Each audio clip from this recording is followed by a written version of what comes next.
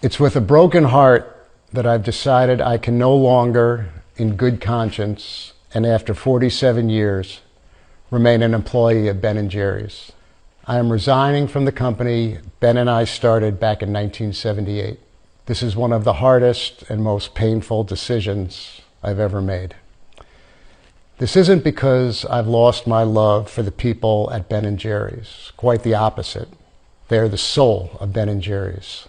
What has made their work so important to me, and what allowed the company to be more than just an ice cream company, was the independence to pursue our values, which was guaranteed when Unilever bought the company.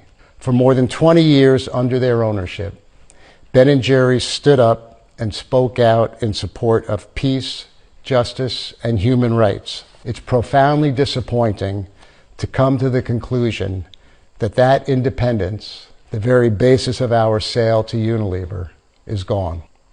And it's happening at a time when our country's current administration is attacking civil rights, voting rights, the rights of immigrants, women, standing up for the values of justice, equity, and our shared humanity has never been more important.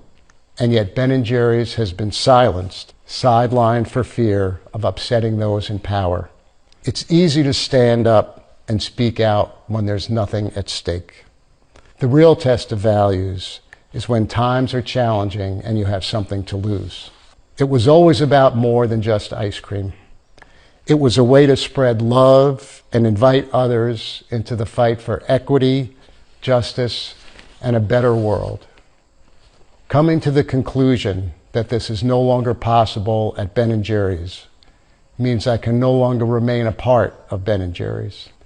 If I can't carry those values forward inside the company today, then I will carry them forward outside with all the love and conviction I can.